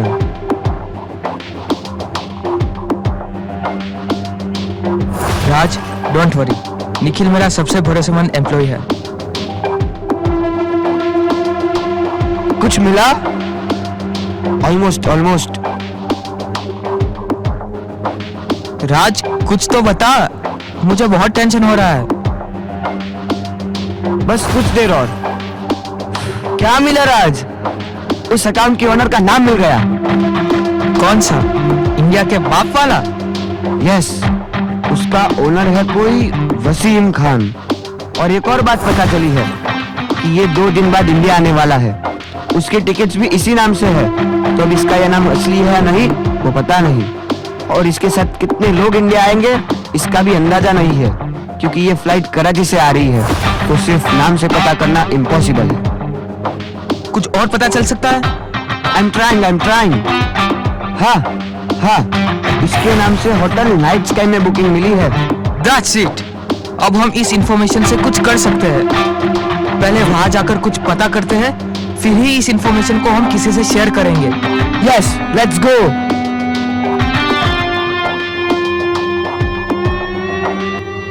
भाई, तुझे पता है पाकिस्तान और चाइना में एक चीज कॉमन क्या है? नहीं, मुझे भी नहीं पता। भाई देख, ये भी तेरे फालतू की जोक की तरह कुछ निकला ना, तो दुश्मनों की गोली से पहले तू मेरी गोली से मरेगा। साले, तू एक थोड़ा भी दिमाग नहीं लगाता अपना, और गोली नहीं तू मुझे कंधे पे उठाकर नाचेगा मेरा आंसर सुनकर। हाँ चल बताना होशियारी। जब जब हमारा भारत देश कुछ अच्छा काम करता है, भारत में कुछ अच्छा डेवलपमेंट होता है ना, तब तब इन दोनों जगह धुआं उठने लगता है। ये बात बहुत सही बोली तूने, बच गया तू, अब उन्हीं की गोली से मरेगा तू। पर ये वंश को क्या हुआ? ये लड़ाई के पहले ही शहीद हो गया क्या? सालो, तुम चैन से सोने तक नहीं देते हो, तो शहीद तो क्या होने दोगे तुम लोग? भाई अब शहीद कोई नहीं होगा, मरेंगे तो वो बस दुश्मन ही। सोल्जर अटेंशन सर, आप लोगों के लिए एक मैसेज है। लगता है इस बार भी छुट्टी कैंसिल। अरे ऐसा मत बोल, मेरी शादी है यार। अरे भाई पहले सुन तो सही। साइलेंस, आप सभी की छुट्टी अप्रूव हो चुकी है। आप सभी लोग अपने अपने घर जा सकते हैं। आपको 20 दिन के बाद वापस अपनी पोस्ट पर रिपोर्ट करना है। Yes sir. ये छुट्टी मिल गई। इस बार तो सबसे पहले मैं अपने दोस्तों से मिलने जाऊंगा। कितने दिन हो गए उनसे मिले। राज, वैराग, इनसे कब से नहीं मिला हूँ मैं। उनसे मिल लेना, पर पहले मेरी बात याद रखना, अगर तू आंटी के हाथ से बने हुए लड्डू और थेपला नहीं लाया तो उनसे आखिरी बार मिलकर ही आना। और मेरे लिए चिवड़ा। हाँ अरे हाँ भाई हाँ, सबकी फरमाइश पूरी करूंगा। वैसे भी मैं तो होटल से निकला हुआ जीनी तो हूँ। देख भाई, वो तो करनी ही पड़ेगी, नहीं तो वोटर में ही घर पे भेजूंगा। अरे हाँ भाई हाँ, सबके लिए लेकर आऊंगा मैं। और तुम सब लोग भी मेरे लिए अपने अपने घर की फेमस चीजें लेकर आना, समझे ना? अरे हाँ रे, चलो पैकिंग करो, मिलते हैं 20 दिन के बाद। यस, मिलते हैं 20 दिन के बाद।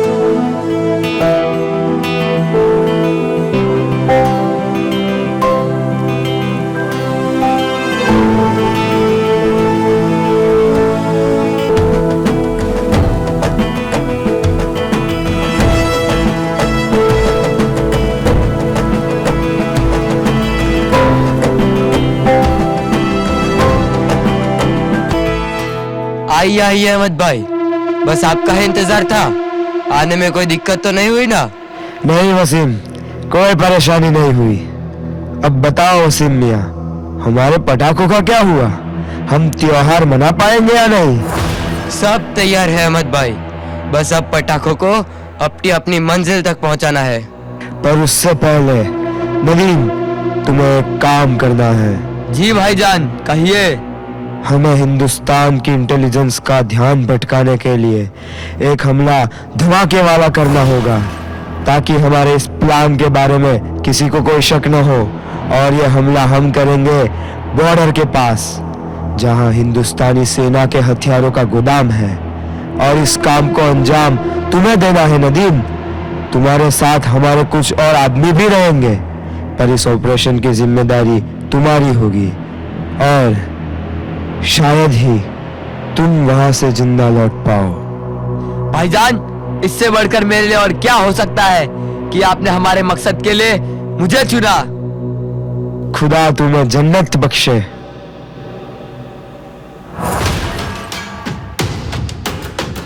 ये सारे गैजेट्स मेरे ऑफिस के हैं। हम स्टिंग ऑपरेशन के लिए इसे इस्तेमाल करते हैं और निखिल इन सब का एक्सपर्ट है। वही मैं सोच रहा था वैराग भाई, कि आप इसे यहाँ क्यों लेकर आए हैं? ये तो बड़े काम की चीज है। निखिल, क्या हम इससे बाजू के कमरे की बातें सुन सकते हैं? हाँ राज भाई, ये है साउंड वेव एनहेंसर, जो दीवार के उस पार के साउंड को यहाँ सुनने में मदद करता है। तो जल्दी इसे स्टार्ट करो। बस हो ही गया। नदीम, इस प्लान का पहला हिस्सा तुमसे शुरू होता है। आधी रात को जब आधे जवान सो रहे होंगे और जो कोई जवान जाग भी रहे होंगे, उनका काम पहले इत्मीनान से तमाम करके उनके हथियारों के जखीरे को उड़ाना है। ये धमाका ऐसा होना चाहिए कि इसकी आवाज हमारे मुल्क तक पहुंचे। और ये काम होते ही जब सबकी नजर इस पर होगी, तब उन गैस के टैंकर्स के डिजिटल लॉक वसीम ओपन कर देगा और आगे का काम गैस खुद ही कर लेगी। उन तीनों टैंकर्स का पासवर्ड सिर्फ वसीम को ही पता है। वसीम, जरा बॉर्डर पर हमारे आदमियों से वहाँ की हलचल पर नजर रखने के लिए कहो। और नदीम, तुम फौरन बॉर्डर के लिए निकलो और फतह करो। जी अहमद भाई। आखिरी सलाम। सलाम। वसीम। जी अहमद भाई, मैं अभी वहाँ बात करता हूँ। हेलो इमरान, मेरी आवाज आ रही है? हेलो इमरान, जल्दी बंद करो इसे। अचानक क्या हुआ भाईजान? कोई हमारी बातें सुन रहा है वसीम। ये क्या हो रहा है निखिल? इन्हें कैसे पता चला? पता नहीं सर, कुछ तो गड़बड़ हुई है। हाँ हाँ वो तो समझ गए। अब चलो जल्दी वाइंड अप करो और निकलो यहाँ से। वो लोग हम तक पहुँचे उससे पहले निकलो जल्दी। वसीम, यही किसी कमरे में बैठकर कोई हमारी बातें सुन रहा है। उनका गैजेट इतना एडवांस नहीं था, इसलिए उनकी फ्रीक्वेंसी ने हमारे रेडियो में डिस्टरबेंस किया, वरना हमें पता ही नहीं चलता। देखो जल्दी पकड़ो उन्हें, कोई बच के ना निकल पाए। जी भाईजान, इनकी कब्रें तो हाथ में यही खोद डालूंगा। तुम लोग निकलो निकलो यहाँ से, मैं इनका ध्यान भटकाता हूँ। अभी हीरो बनने का समय नहीं है, चल साथ निकलते हैं। साथ गए तो कोई निकल नहीं पाएगा और ये इन्फॉर्मेशन पहुँचाना बहुत जरूरी है। और तू भूल गया हमने तपोवन के उस ड्रामा के बाद क्या कसम खाई थी? देश के लिए कभी कुछ करने का मौका मिलेगा तो कभी पीछे नहीं हटेंगे। तुम लोग निकलो, मैं आता हूँ। राज, मैं रुकता हूँ तुम्हारे साथ। नहीं, कोई जरूरत नहीं है, तुम लोग निकलो यहाँ से, मैं कांटेक्ट करूंगा तुम लोगों से। ए रुक!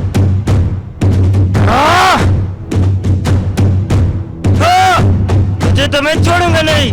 रुक जाओ वसीम, ये अकेला नहीं था, कोई और भी था इसके साथ और हमारी सारी जानकारी उसके पास है। उन तक पहुंचने के लिए इसका जिंदा रहना बेहद जरूरी है।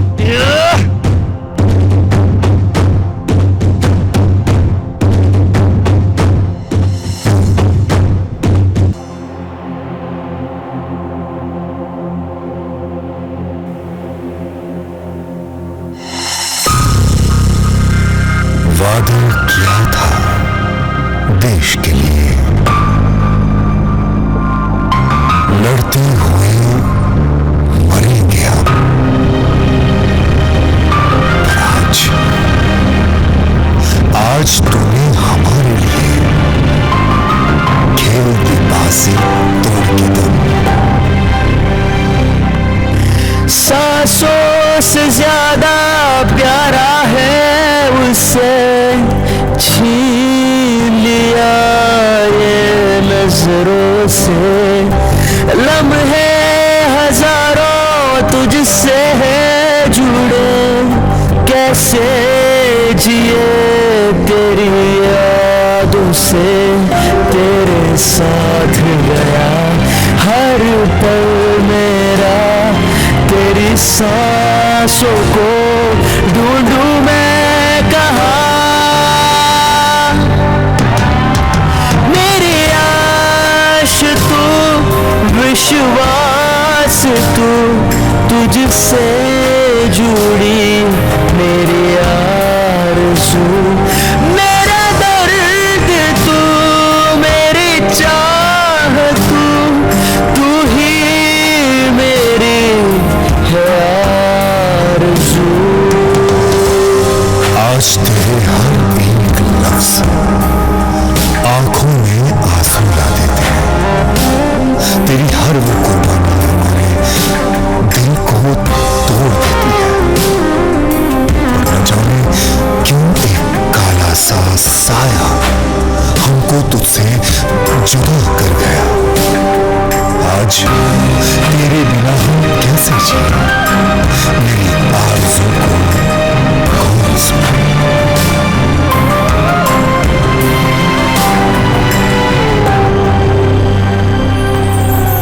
ये दुनिया बस खुद की देखे, खुद के लिए हर रोज लड़े।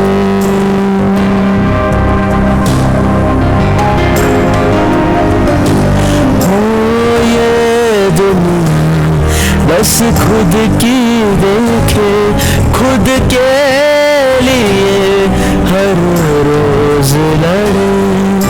सहता है तू अपनों के लिए, दुआ मिले जीने के लिए। सहता है तू अपनों के लिए, दुआ मिले जीने के लिए। हर मुश्किल में तू साथ है, तेरे बिन अब कैसे जिए। मेरी आश तू, विश्वास तू, तुझसे जुड़ी मेरी आरज़ू। मेरा दर्द तू, मेरी चाह तू, तू ही मेरी है आरज़ू। जिंदगी हमारी तुझसे जुड़ी थी, सपने हमारे वो तेरी बदौलत थे। तुझे देखने के लिए आज आंखें मेरी तरस रही है, तुझे पाने के लिए ये धड़कन तड़प रही है। शाम हजारों है तेरे बिना, रातें अधूरी ख्वाबों से।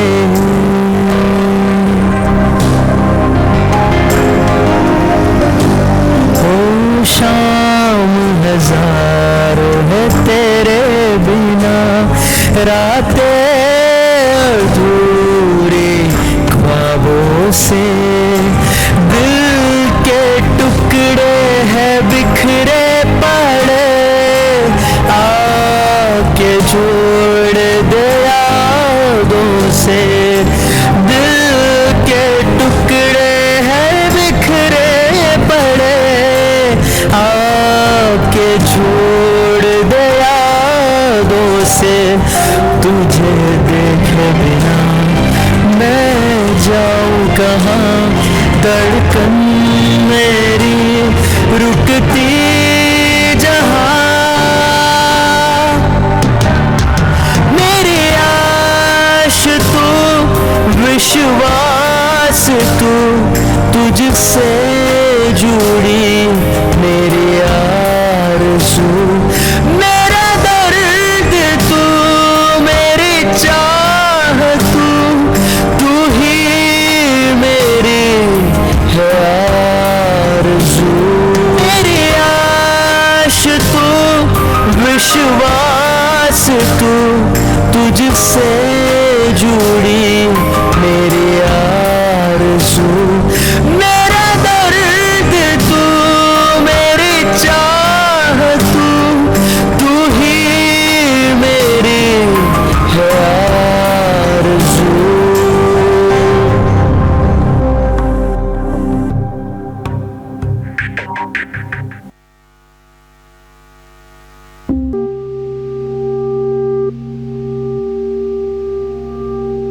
हमें राज को ऐसे छोड़कर नहीं आना चाहिए था, हम उसे बचा सकते थे।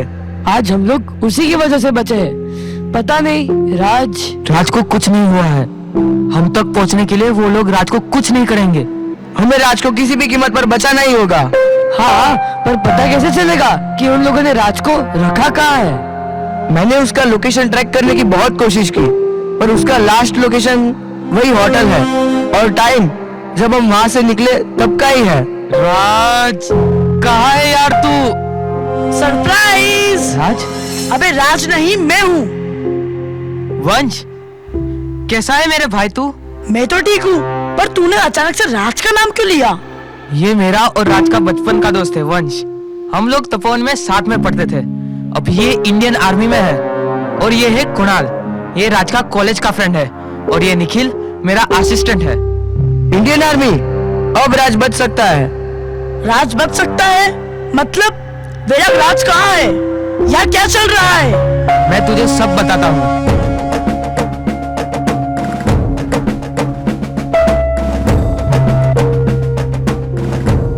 ये तू क्या कह रहा है विराट?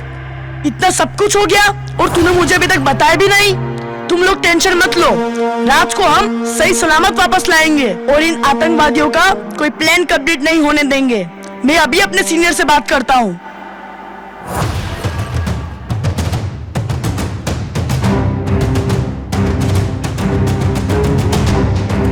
तेरे साथी कहाँ गए? कौन कौन था तेरे साथ? बोल, अरे बोल, बता तेरे साथ कौन कौन था? बोल, बोलता है कि नहीं? कुछ बताया इसने? नहीं वसीम भाई, ये कुछ नहीं बोल रहा है। बड़ी मोटी खाल है तेरी, इतनी मार खाकर भी कुछ नहीं बताया। बोलेगा बोलेगा, अभी नहीं तो थोड़ी देर में बोलेगा। आखिर ये मार कब तक सह पाएगा? अबे बोल साले, वरना ये जो सलिया है ना, सीधा तेरी आंखों के अंदर डाल के दोनों आंखें बाहर निकाल दूंगा। तू ये मत समझ कि तू नहीं बोलेगा तो हमारा मकसद कामयाब नहीं होगा। तुझे जितना समय चाहिए ले ले, पर एक बात याद रखना, हिंदुस्तान की तबाही तो तय है। अरे हट! तुझ जैसे तो कितने आए और कितने गए, पर मेरे भारत को कोई तबाह कर सके ऐसा माई का लाल कोई पैदा नहीं हुआ है। हट!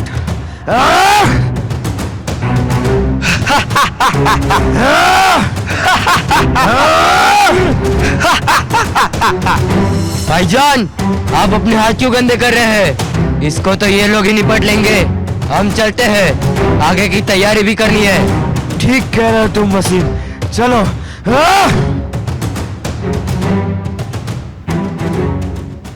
अभी तो ये बेहोश है, चलो तब तक हम खाना खाकर आते हैं।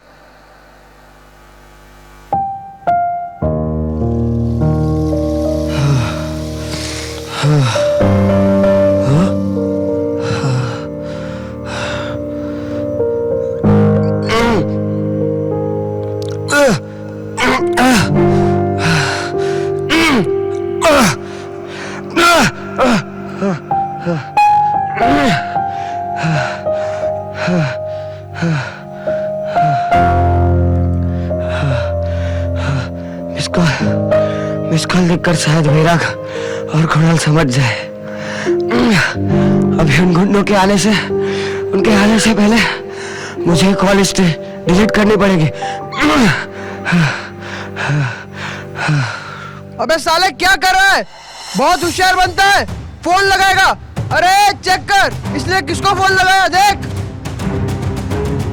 भाईजान, हिस्ट्री तो खाली है। हिस्ट्री भी नहीं है, अब पता कैसे चलेगा इसने किसको फोन लगाया था? भाई, वसीम भाई को बता दे। क्यों बे, तुझे मरने की बहुत जल्दी है? साले, वसीम भाई को अगर पता चल गया तो हम में से कोई भी जिंदा नहीं बचेगा। ये बात इस कमरे से बाहर नहीं जानी चाहिए, हम इससे पता कर लेंगे। अबे बोल साले, तूने किसे फोन किया था? बता किसको फोन किया था तूने? बता, हम तुझे जिंदा नहीं छोड़ेंगे। किसको फोन किया था? फोन उठाया क्यों नहीं? कट क्यों कर दिया? मैं उठा उससे पहले ये कॉल अपने आप ही कट हो गया। रुको, इस पर कॉल लगाकर देखता हूँ। वेट, इस पर कॉल मत लगाना। हो सकता है राज को मौका मिला हो और उसने हमें सिग्नल दिया हो। हमसे कुछ बात हो, उससे पहले ही कोई आ गया हो, इसलिए उसने फोन काट दिया हो। हाँ, ऐसा हो सकता है, पर पता कैसे चलेगा क्या हुआ है? मैं ये नंबर ट्रैक करने की कोशिश करता हूँ, शायद कुछ पता चल जाए। तो अब इंतजार क्या कर रहा है? काम शुरू कर। बस अभी पता चल जाएगा। मैं तब तक विवेक को फोन कर देता हूँ। कौन विवेक? विवेक और मैं एकेडमी में साथ में थे। मैं आर्मी में आया और वे इंटेलिजेंस में। उसकी हेल्प की जरूरत पड़ेगी ही। हाँ बिल्कुल, एक बहुत बड़ा सपोर्ट हो जाएगा। तुम्हें ये सब कैसे आता है? ये सब राज की मेहरबानी है, उसी ने मुझे ये सिखाया है। अच्छा हुआ जो मैंने कुछ चीजें उससे सीख ली, जो अभी हमें काम आ रही है। कुछ पता चला? बस 1 मिनट और, फिर हमें पिन पॉइंट लोकेशन मिल जाएगी। विवेक से बात हो गई है, वो हमारी हेल्प करने के लिए रेडी है। लोकेशन ट्रैक हो गई, ये देखो। ये जगह तो इंटीरियर में लग रही है, हो सकता है राज को यहीं रखा होगा।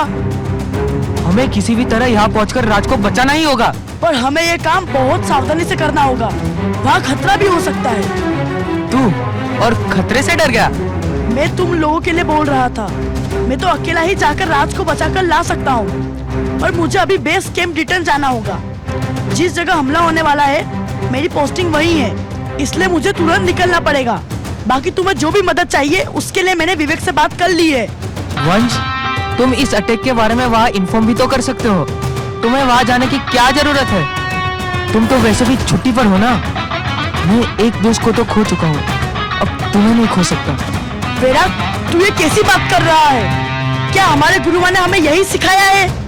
हमें तो देश पर आने वाली हर मुसीबत के सामने छाती ठोक कर खड़ा होना सिखाया है।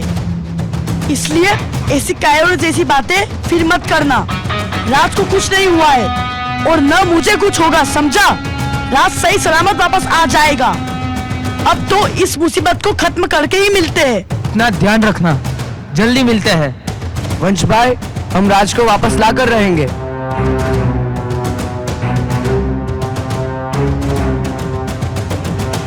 हमारे बेस कैंप और वेपन स्टोरेज डिपो पर अटैक होने वाला है। ये तुम क्या कह रहे हो वंश? हाँ सर, ये इन्फॉर्मेशन 100% करेक्ट है। पर मुझे तो इंटेलिजेंस से कोई इन्फॉर्मेशन नहीं आई है। सर, मैंने इस बारे में विवेक से भी बात की थी। उन्होंने कहा कि उनका जो रिसोर्स था उससे कांटेक्ट नहीं हो पा रहा है, इसलिए इस बात की उन्हें कोई इन्फॉर्मेशन नहीं है। But he and his team are working on this. हमें अभी पूरी यूनिट को इसके बारे में ब्रीफ करना होगा और उन्हें अलर्ट पर रखना होगा। हम किसी भी कीमत पर ये अटैक होने नहीं दे सकते। चलो मेरे साथ। सोल्जर्स, आप लोगों को छुट्टियों से वापस बुलाने का कारण बहुत गंभीर है। हमें इंफॉर्मेशन मिली है कि हमारे बेस कैंप और वेपन स्टोरेज डिपो पर हमला होने वाला है। एंड आप सभी जानते हैं कि हमारा बेस कैंप और डिपो बॉर्डर पर मौजूद सबसे बड़ा डिपो है।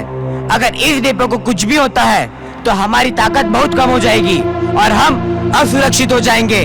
इसलिए इस डिपो की सुरक्षा से ज्यादा इंपॉर्टेंट कुछ भी नहीं है। हमें अटैक का एग्जैक्ट टाइम नहीं पता है, इसलिए we are on high alert 24/7। Understood?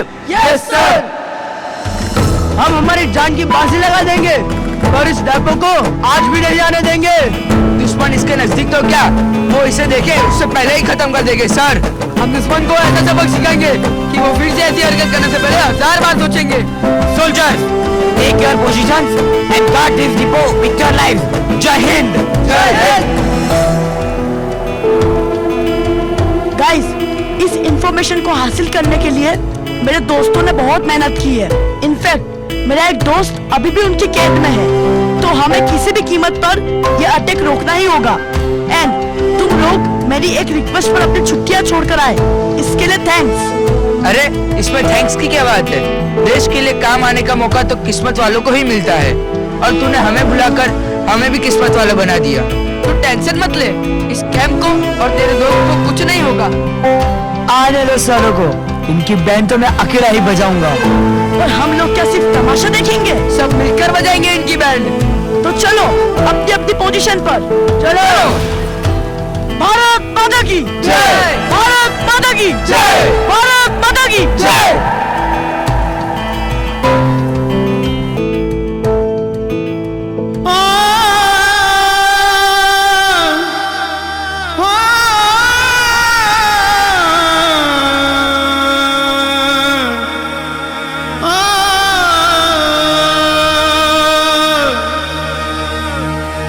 सत श्रीनिवास आदि पुरख सदा तू ही तू ही तू ही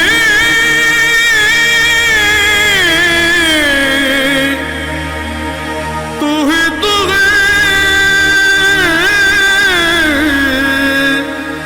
तू ही तू ही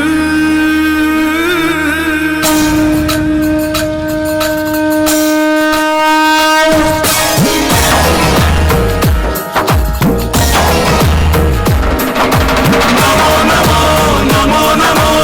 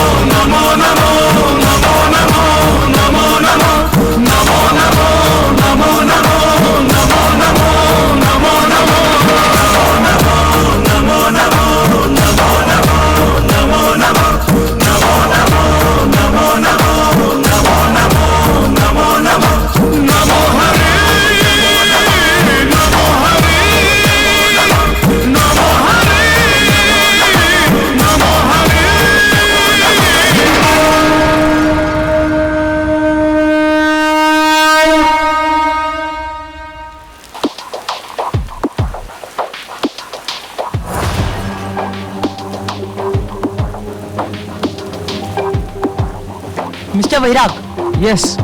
आप माई सेल्फ विवेक। वंश ने मुझसे बात की थी। यस सर, आइए, हम लोग आपका ही वेट कर रहे थे। वंश ने सब कुछ बता दिया है मुझे एंड हमने उस ड्रोन्स के लोकेशन की रैकी भी की है। राज के बारे में कुछ पता चला? शायद वहाँ जो खंडर जैसा स्ट्रक्चर है उसके अंदर राज को रखा हो। उसके आसपास कुछ हलचल तो है पर राज को हम आइडेंटिफाई नहीं कर पा रहे हैं अभी तक। तो सर हमें जल्द से जल्द वहाँ जाकर राज को छुड़ाना होगा। हम लोग टीम रेडी कर रहे हैं, जल्द से जल्द हम राज को छुड़ा कर ले आएंगे। सर हम भी आपके साथ चलेंगे। ये पॉसिबल नहीं है। हम ऐसे खतरनाक ऑपरेशन में सिविलियन को साथ नहीं ले जा सकते। वहाँ जान का खतरा हो सकता है। हमें जान की परवाह नहीं है सर, हमें हमारे दोस्त को सही सलामत बचाना है बस। देखिए, मैं आपकी भावना समझ सकता हूँ पर ये नहीं हो सकता। सर लोकेशन हमें भी पता है और हम सीधे भी वहाँ आ सकते हैं और हम उसे बचाने जरूर आएंगे। सर हम लोग सिर्फ टेक्निकल हैंड ही रहेंगे बस। हम फील्ड पर आपके लिए कोई डिस्टरबेंस क्रिएट नहीं करेंगे। देखिए, एथिकली अभी भी मैं इससे सहमत नहीं हूँ, but still you guys can join। Thank you sir. हमारे साथ और 4 लोग रहेंगे जो ऑन फील्ड ऑपरेशन संभालेंगे। आप लोग लोकेशन से दूर रहेंगे। Is that clear? Yes sir.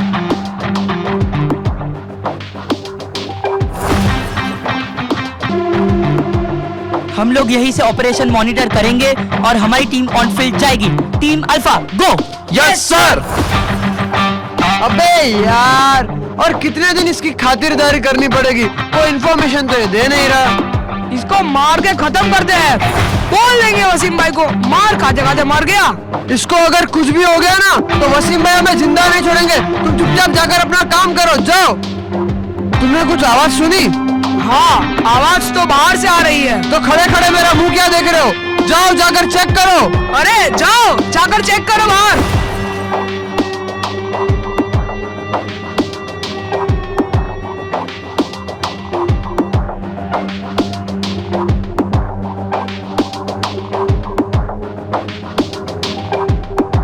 कुछ तो गड़बड़ लग रही है। ये लोग अब तक वापस क्यों नहीं आए? रुको, मैं जाकर देखता हूँ।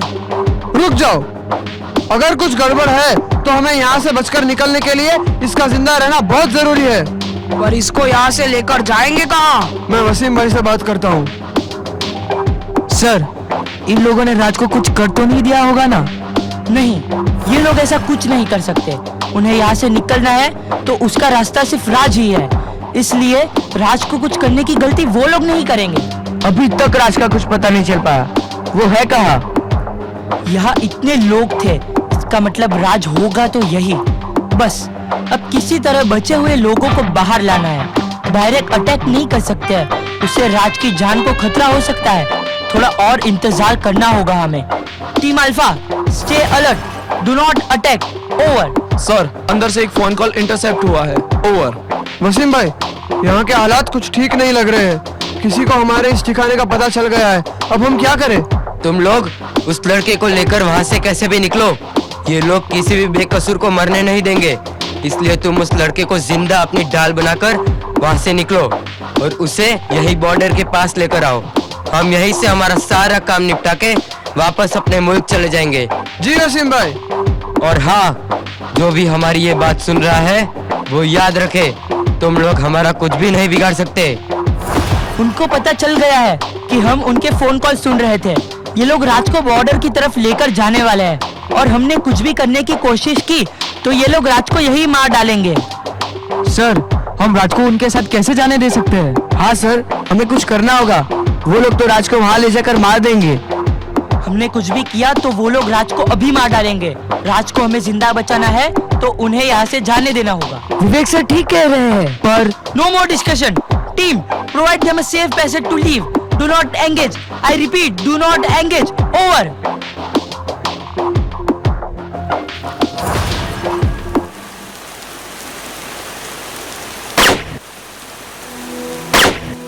Team, go check. Well done snipers, threat eliminated. Raj तेरी ये हालत हमारे वजह से हुई है।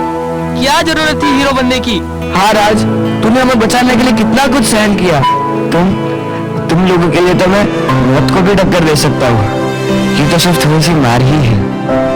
राज भाई, सैल्यूट है आपको और आपकी देशभक्ति को। Raj, are you alright? Yes sir. आप? ये विवेक सर है, इंटेलिजेंस डिपार्टमेंट से। वंश ने इन्हें भेजा है हमारी हेल्प करने और तुझे छुड़ाने। वंश मेरा भाई? Hello sir. सर हमें जल्द से जल्द बॉर्डर पहुंचना होगा। वो लोग गैस टैंकर्स को बॉर्डर के पास से ही डिजिटली एक्टिवेट करने वाले हैं। हमें जल्द से जल्द वहां पहुंचना पड़ेगा। तुम अभी बहुत ज्यादा घायल हो, तुम हॉस्पिटल जाओ, वहाँ हम संभाल लेंगे। आप लोग राज को लेकर हॉस्पिटल जाइए। नहीं सर, बिल्कुल नहीं। उसे डीएक्टिवेट करने के लिए आपको उसके सिस्टम में जाकर उनका सिस्टम और मेन सर्वर हैक करना पड़ेगा, और उसके लिए आपको मेरी जरूरत पड़ेगी। पर इस हालत में तुम कैसे? सर इसकी चिंता आप मत कीजिए, हम इसके साथ इसका ख्याल रखने के लिए है। आप बस हमें वहाँ लेकर चलिए। हाँ सर, इस काम के लिए राज से बेटर और कोई नहीं है। आपको उसकी हेल्प की जरूरत पड़ेगी ही। ओके, मैं अभी वहाँ जाने की अरेंजमेंट करता हूँ। वैराग, कुणाल, निखिल, तुम सब लोग ठीक तो हो ना? वंश कहाँ है? तेरे होते हुए हमें कुछ हो सकता है क्या? और वंश अपनी पोस्टिंग पर है, उस स्टोरेज डिपो में, जहाँ हमने सुना था कि अटैक होने वाला है। दोस्तों, तुम लोगों ने तो मुझे बचा लिया। बचाया तो तूने हमें है राज। बस अब भगवान से इतनी ही प्रार्थना है कि वो वंश और पूरे भारत देश की रक्षा करे।